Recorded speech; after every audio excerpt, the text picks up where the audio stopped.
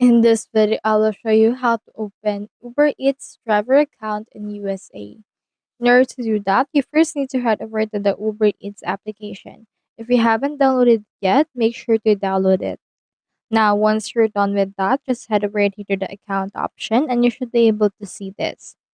So next thing right here is just scroll down and from in there you can see this earn by driving or delivering.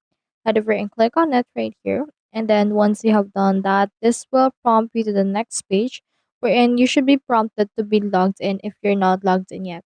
So if you're logged in already as well as my case, what you can do is you can just head over and enter in here your phone number.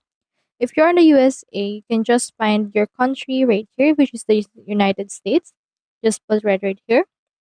After that, just enter right here your phone number. Then click on this update option in order to go to the next page. Now, once you have verified your intent, you should be able to open a driver account. So that's all there is today and hope this video helped you out.